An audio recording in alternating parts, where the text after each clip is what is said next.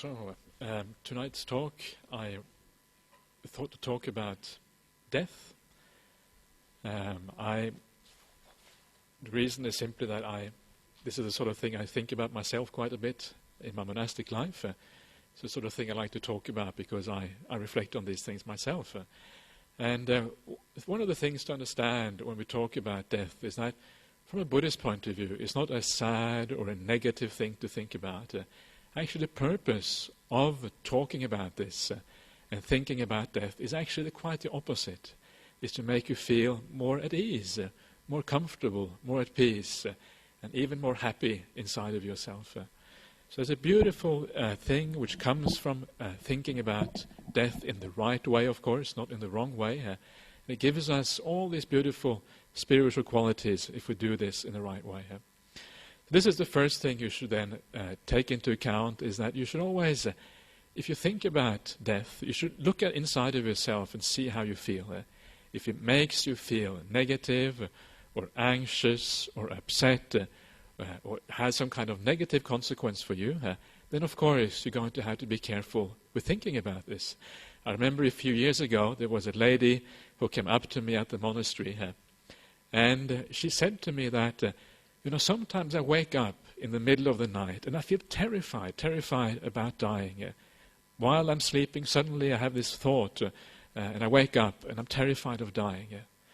And of course, some people, I don't think many people are like that, but some people are like that. And if that is the case, you have to be very careful how you go about this sort of contemplation. Otherwise, you will cause enormous amount of suffering for yourself. So always the way we decide whether a particular practice is good for us or bad for us is always whether it gives rise to good states of mind, to peace, joy, calm, all these beautiful things that we are trying to move towards in this practice we know as a Buddhist practice. So that is how you should decide for yourself whether it is working or not. And I always like to take my cue from the suttas, from what the Buddha taught. And the interesting thing is that the Buddha talked about death a lot in the sutta, something that he mentions again and again and again, something that he says we should contemplate and we should also use in our meditation practice to help us advance on the Buddhist path. And very interestingly, he said there's one particular place, he said that there are 5 contemplation that both a monastic and a layperson, if you like, or a household, or whatever you want to call the opposite of monastics. There's 5 things that we should contemplate frequently because it gives rise to great growth in good states.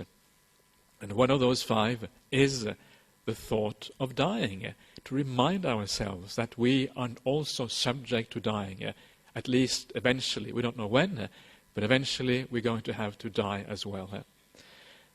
The other 4 things in that particular sutta are also to remind ourselves that we get sick, we get ill, to remind ourselves of old age, we move in that direction, to remind ourselves that we will eventually get departed from all the things that are pleasing and delightful to us, and finally that we are the heirs to our karma. In other words, the actions that we do, whether they're good or bad, we are going to have to reap the result of those actions in the future.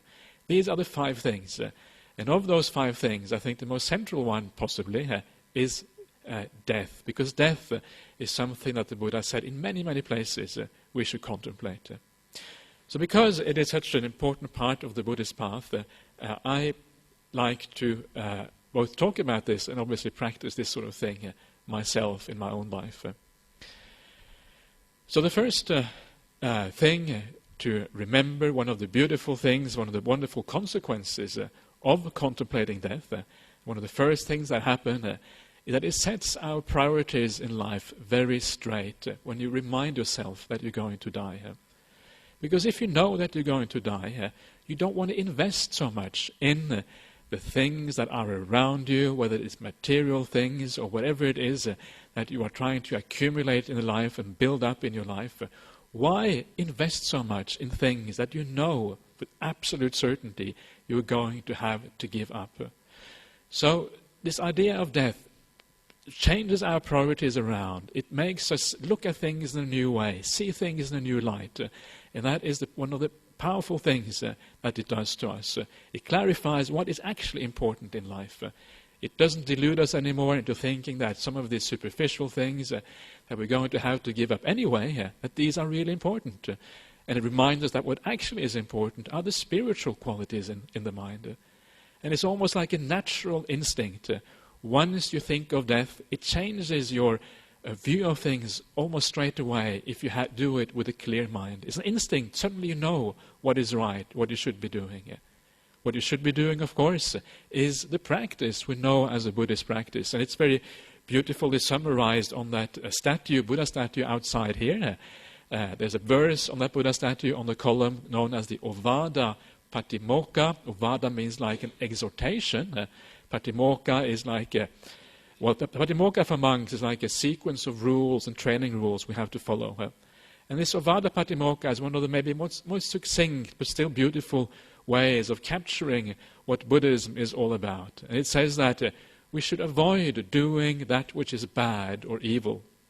We should do what is good, and we should purify the mind. This is the teaching of the Buddhas. That is what it says, and that is Buddhism in a nutshell.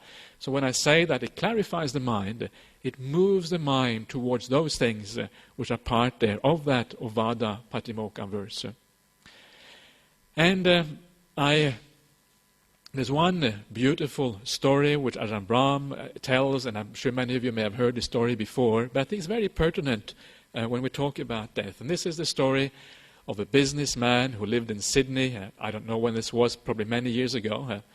And he told this story to Ajahn Brahm at some stage. And he said that one day when he was at home, suddenly the phone rang. At the other end of the phone was his doctor. And the doctor says, I've got some very serious news for you. Are you prepared? Are you ready to hear this very serious news? After you had your, the doctor says to this businessman, after you had your visit to me a week ago or something, we did all the tests. We have found out that, in fact, those tests have revealed that you have a terminal cancer. This is the sort of thing many people get to hear in their lives. There's thousands and thousands and millions of people out there who are in that sort of situation. So the businessman, of course, like most people are, straight away, he was quite upset. Cancer, I don't really want cancer. I still thought I had many, many years ahead of me. But after a while, he realized that there's no point in going on complaining about this. Now was his chance to do all those things that he had put off because he had been so busy making money, climbing the career ladder, trying to do all those worldly things that most people get caught up in.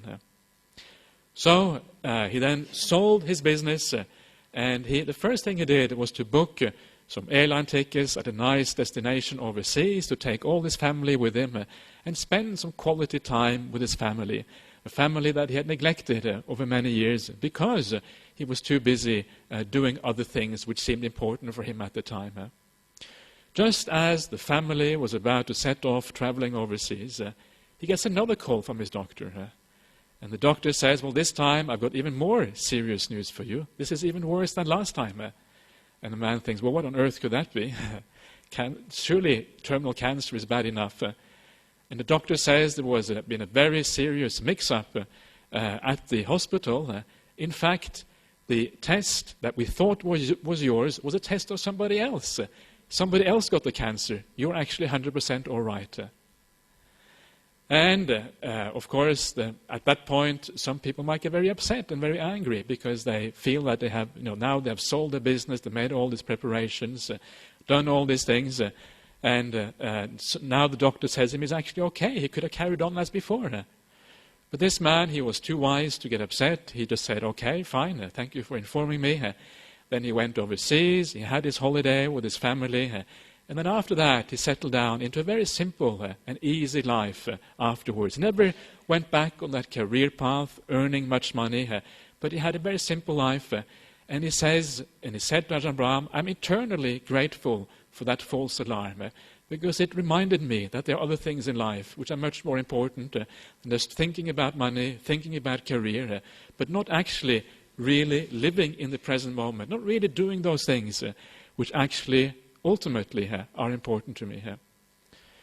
So this is a classical case of somebody who understands through having to face death right in front of you, right in your face, understands that he needs to change his life because there are more important things.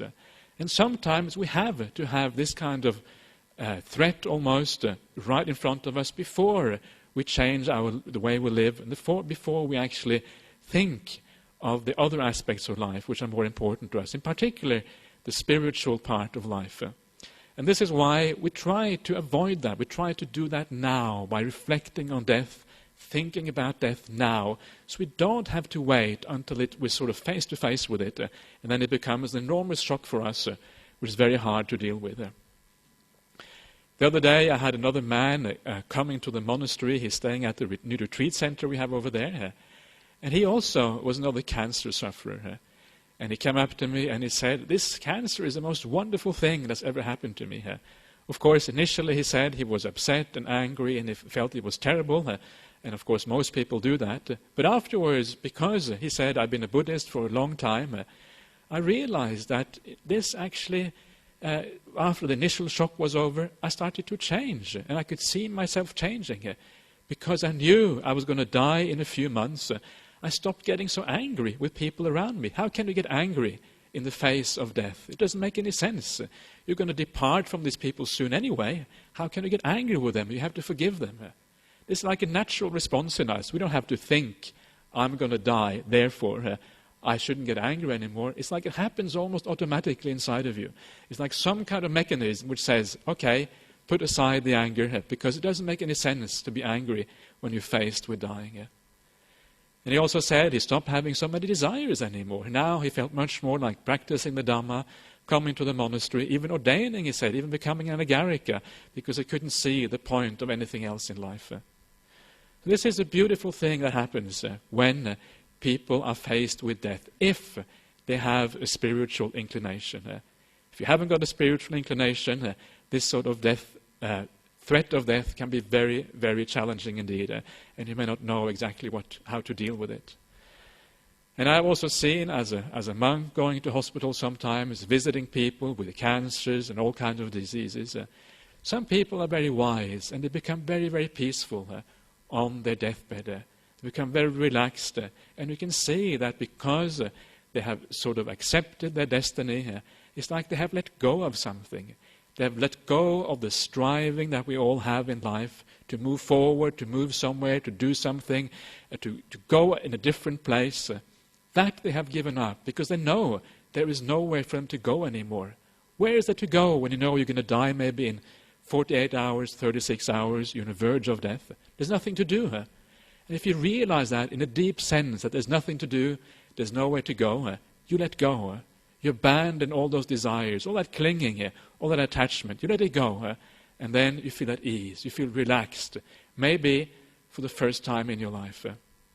So this is the kind of thing that we can actually do right now. We don't have to wait till we are about to die. We can do it now by reflecting on death right here and now, reminding ourselves that not only are we definitely going to die, we don't even know when we're going to die. It could be in a month's time, it could be next year, it could be next week. We just don't know. One of the most beautiful stories for me in the suttas is the Buddha's going forth when he decides that he wants to become a monk. What does the Buddha reflect on? What is the thing that makes him actually go forth? And of course, the powerful thing that changes the Buddha around from being a householder to being a monk is first and foremost the reflection of death, of dying.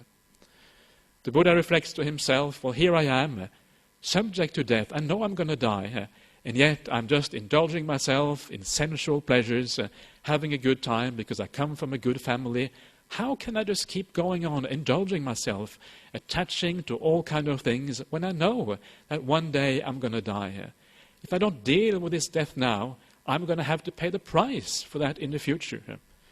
So this was the main thing that made the Buddha himself seek a spiritual solution to the problem of suffering. Because, of course, death is one of those big sufferings in life. that we're all faced with. And why? What is happening here? Why is it that the Buddha, when he reflects on death, suddenly he changes around and he wants to leave the household life and he wants to become a monk instead? What is actually going on here? What is actually the effect on the mind of thinking like this? And it's useful, I think, to understand that. What is happening here is that the Buddha, and he says this in another discourse, which is also found, which you can read for yourself if you like. He says that when I reflected on death in this way, I gave up that intoxication with life, intoxication with youth, intoxication with health. The intoxication of life is like when you run around, you say, the world is my oyster, I'm just going to have a good time.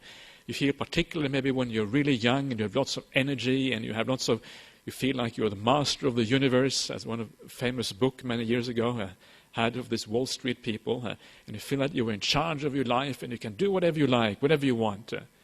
In a sense, you're forgetting the reality. You're forgetting what life actually is all about. And you're living in this sphere where you think that this is like the eternal truth. This is going to be like this forever and ever after. It's like you're drunk on life. You are intoxicated, drunk on life, just like an alcoholic doesn't see straight. You don't see straight because of this intoxication. And it is this particular intoxication that is abandoned when we reflect on death in the right way. Suddenly, you know what it's like when intoxication is abandoned. Your mind becomes clearer. You see things straight, understand what is actually going on. You're no longer deluded, you're no longer seeing things which are not real, but you see things as they actually are. And this is the main purpose of this kind of death reflection. Suddenly things clear up for you. Instead of running around like some sort of person which doesn't really reflect on life properly, you stop, you reflect, and you think, wow, I should be doing this instead. This is much more important. This is where I should be putting my energy. I should live a more spiritual life. It doesn't matter what you do, but it's how you live your life that is important. Leaning towards the spiritual qualities rather than just running after all the material things which most people do in this world of ours. So this is the power. This is what the Buddha saw when he was about to go forth and he became a monk. This is what he himself did. So of course, if the Buddha did that and he recommended that we should do the same, then we can be absolutely sure that this is a very powerful way of acting.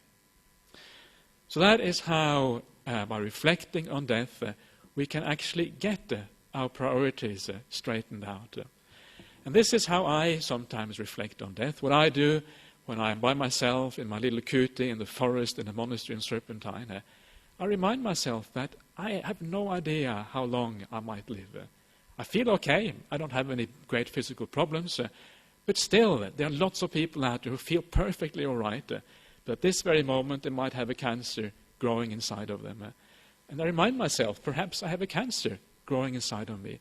Perhaps I have a potential heart attack inside of me right now, which I just don't know about. And when I think like that, I think, well, what does that mean? When could I die? Could I die next week? Next month? And all of these things are possibilities. When I walk from my little hut in the forest back maybe to the main hall in the monastery, I could fall over. It's extremely slippery in that monastery. I have this Australian gravel, which is a bit like marbles, and I slide on this almost every day. I don't usually fall over, but I slide on these things all the time. And you never know what might happen if you fall in the dark on those things. You might hurt yourself.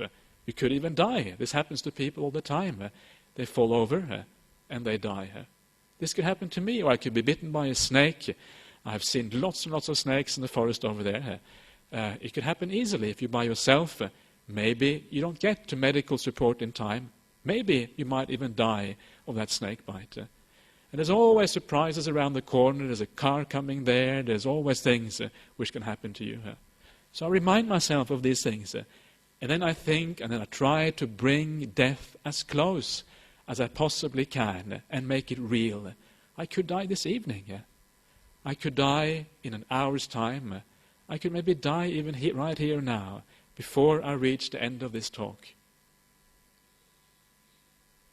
That's powerful thinking, powerful thought, and bring it as close as you possibly can. And the closer you bring it, the more powerful that thought of death is going to be. And the more at ease and the more relaxed you will feel if you do it right, if it works, because it forces you to let go.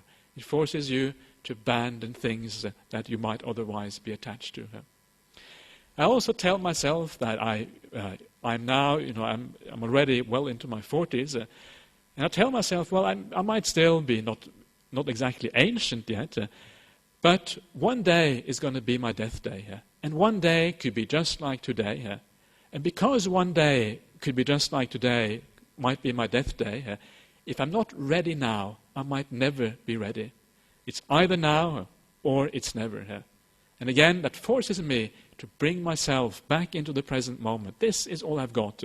There's no point in desiring all kind of stuff out there, which I might never actually even have a chance to get to, even remotely.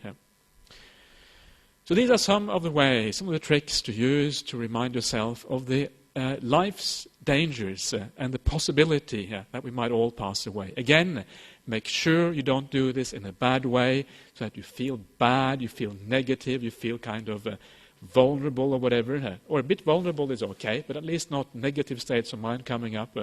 Make sure that you do it in such a way that it leads to something positive. That is when you're doing it right.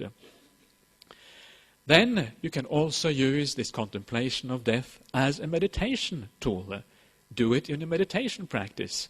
Sometimes you may find that you come back, you sit down, you feel restless, you feel agitated, ill at ease.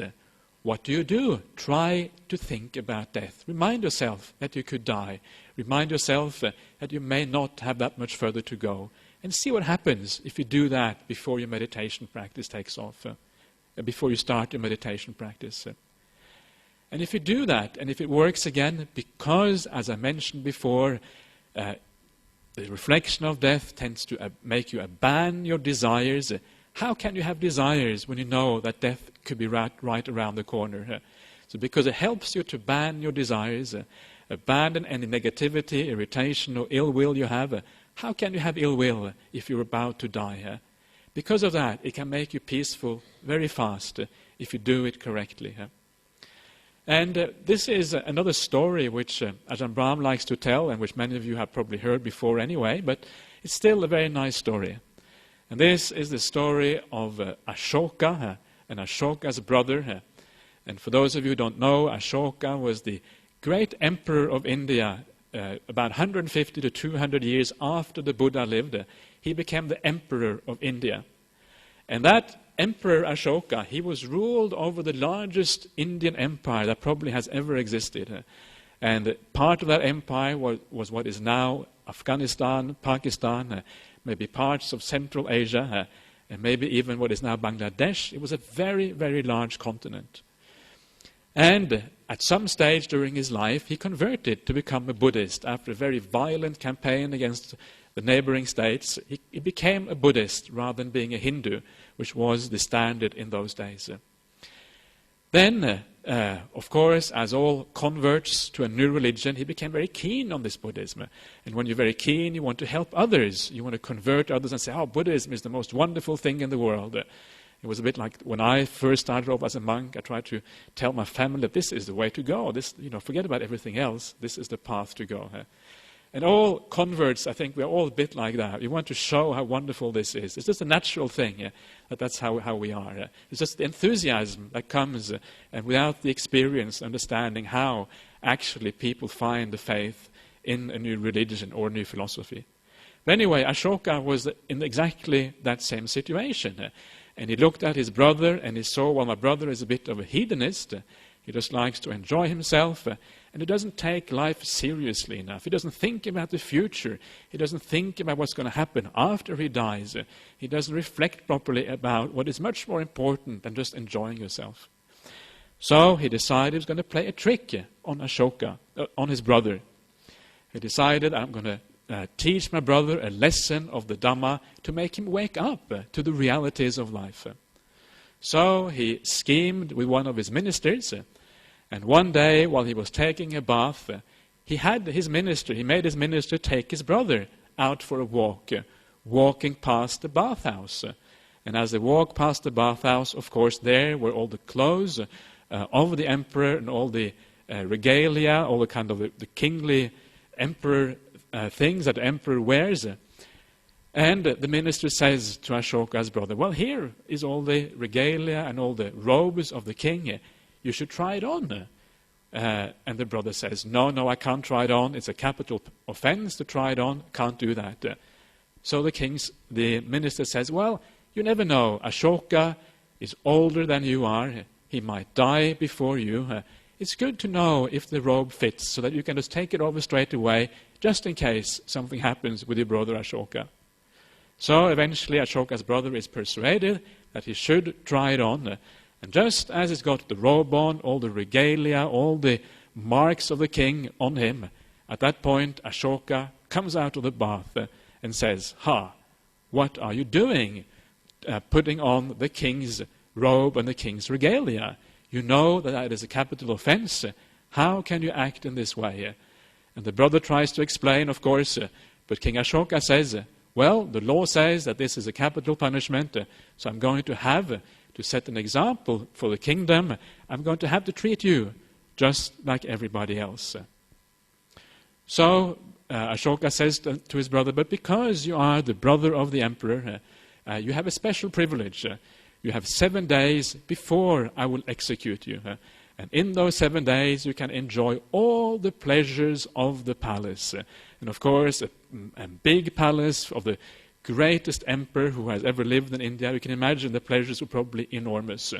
You can enjoy yourself to the max in those 7 days. And then, at the end of 7 days, I will execute you because you have committed a capital crime, capital offense. So after 7 days, Ashoka asks his brother to be sent for, and the brother gets taken in front of Ashoka, and Ashoka says to him, well, your day has come, today is your execution.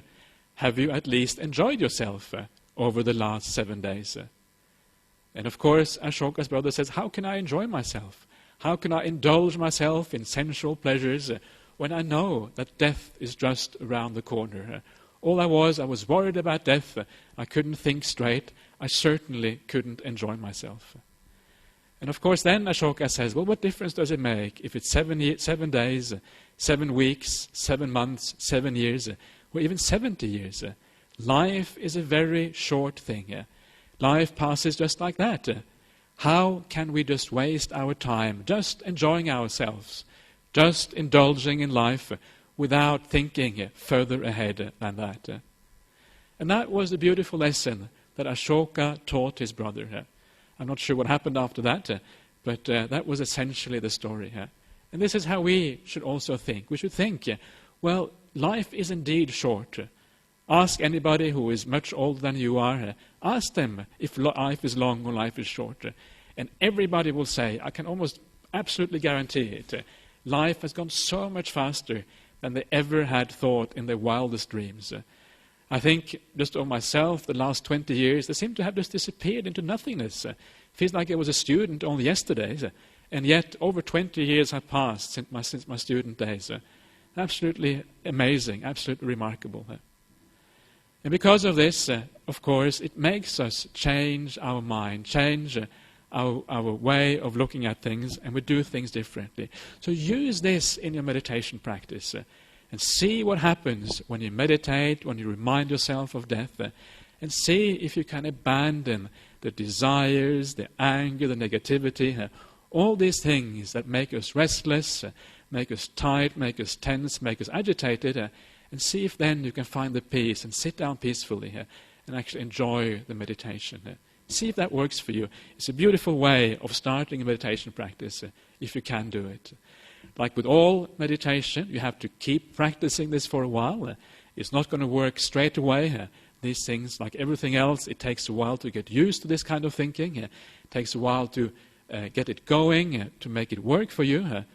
But if you can do it, it is very, very worthwhile. And it can be a very powerful technique to make yourself peaceful.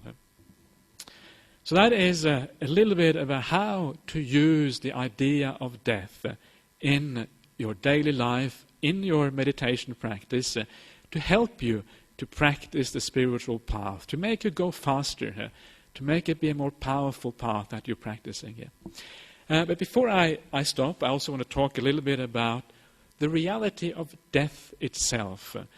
Because so far it's been more the theory or the kind of the idea of death, how to use that idea in a skillful way. But what about actual death? What is the right way of dealing with death itself? And it has always occurred to me, and I think this is obviously the case for most people, death is one of those very difficult times in life. Most people find it very hard, and nobody really looks forward to the moment of dying. And because it is so hard, because it can be so difficult, it's important to be well prepared for the time of death. How can we be well prepared for death? And there's three things that I think are maybe the most difficult things about dying, and there are maybe more things as well. But the first thing which is difficult, of course, that if you get very old, the body starts to fall apart in a very bad way as you're approaching death. That is the first thing. The second thing about death, which is difficult, is that we have to give up pretty much everything around us, everything we own, all our friends, our family, even our own body, we're going to have to give up at the point of death. This is the second thing which is so difficult about it, the fact that we have to leave pretty much everything behind. It challenges our attachments when that happens. And the last thing about death which is difficult is the fact that we are going into the unknown. We don't know what's going to happen next. Is life just going to come to an end? Is it going to just be we die and then there's nothing happening after that? Is there going to be a rebirth? Are we going to meet our Creator and stay with our Creator until eternity? We just don't know what's going to happen. It's all this very uncertain, basically. We have no idea. And that is a little bit, of course, not a little bit, it's quite frightening that we don't know these things. So these are the three things. And the first one of these, with the body falling apart, I remember reading a book a few years ago. It was called the How We Die by an American doctor called Sherwin Nuland, I think, something like that. And this book was a bestseller in the US for many, many years. Maybe not many years, but it certainly was a bestseller anyway. And this explained in quite graphic detail what actually happens when we are about to die, particularly when we die of old age. And it is quite remarkable what actually happens when we are dying. Sometimes we think that, I'm going to be one of those people who just passes away nicely in my sleep. I will pass away, and that will be the end of it. There won't be any more problems. But the reality is that the vast majority of people, death is a very difficult physical process to go through. Over the last, I think I heard somewhere a statistic that the last 6 months of a person's life is where they incur 90% of their lifetime medical costs. Something like that. Because the body starts to fall apart. Your eyes fall apart, your hearing falls apart, your limbs, your legs, your arms fall apart, your internal organs don't work properly anymore, and you need enormous amounts of care. Of course, there is the indignity of having other people looking after everything, all your bodily functions, everything, in the sense of being dependent on somebody else 100%.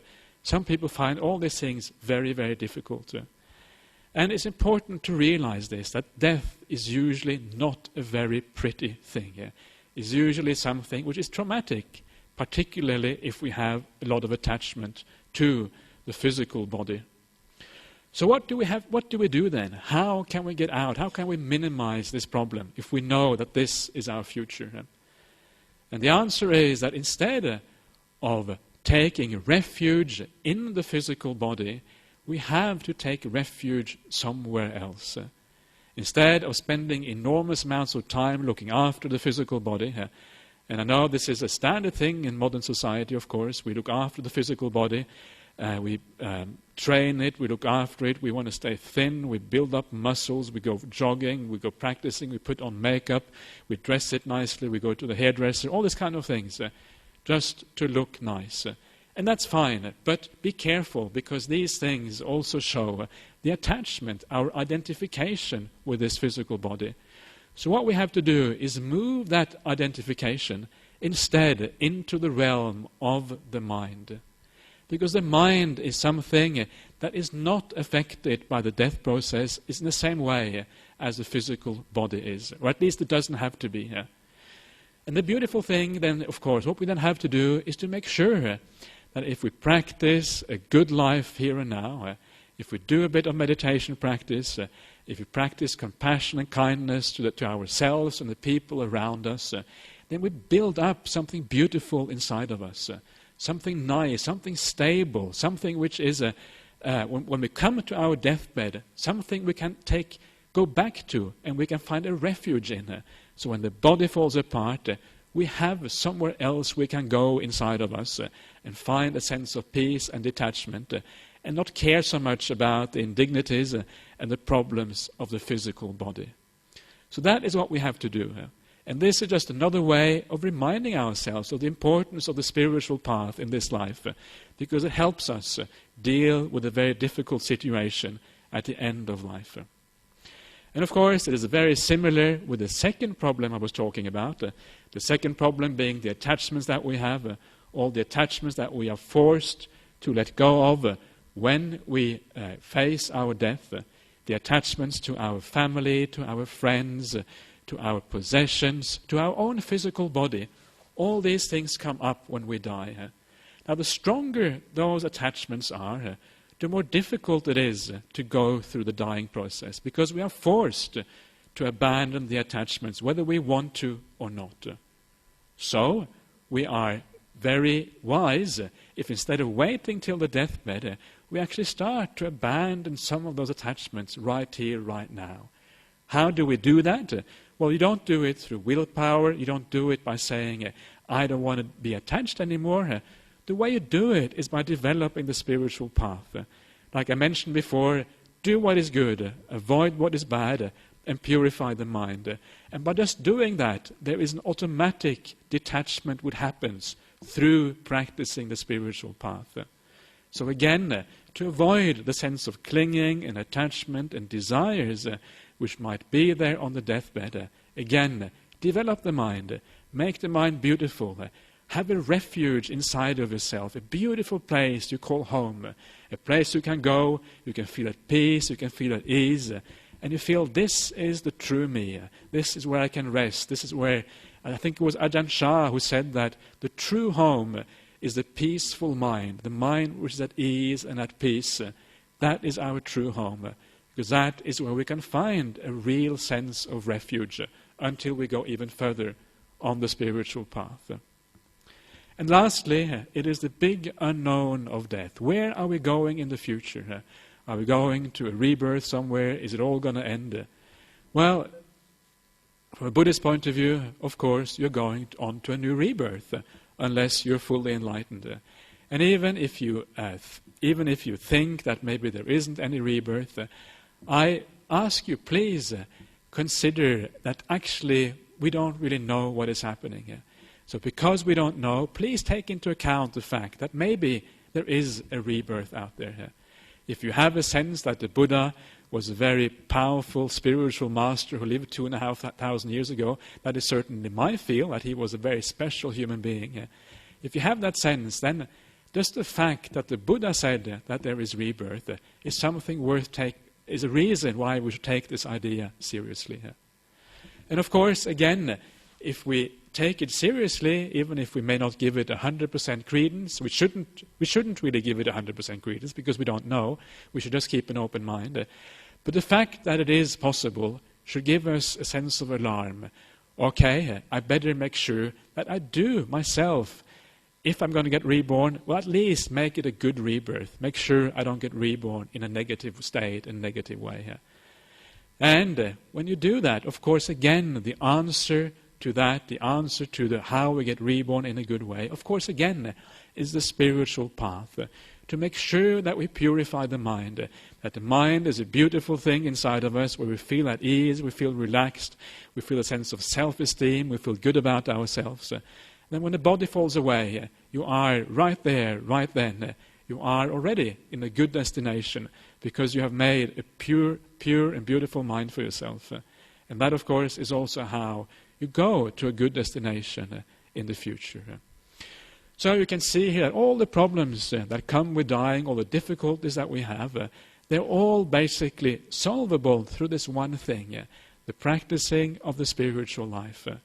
And this is just one other reason for reminding yourself that unless we do that duty in our life, we do the spiritual practice, it is going to be difficult when we come to our end of our life.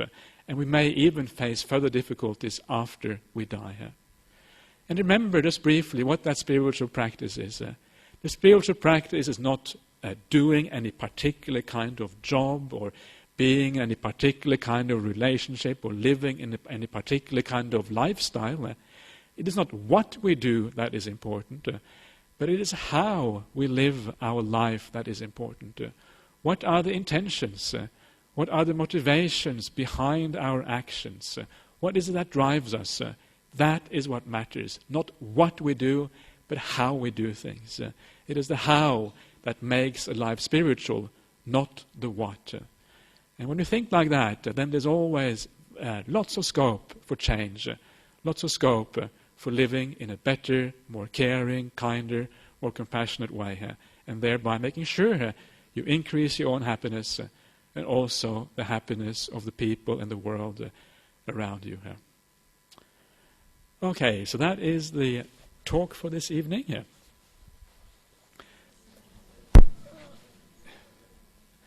So before we, I think there's a special surprise coming shortly because it's Christmas Day. So before we have the special surprise, are there any questions or anything anybody wants to add or comment on or say? Please feel free to say anything you like. This is your chance. Any more questions about the bhikkhuni or the ordination question? Anything like that is also welcome if you want to do that. Anybody who's about to die here, maybe? Who has some reflections they want to share? Okay. Yeah. Maybe we should all put our hand up to that question. Yeah, Peter?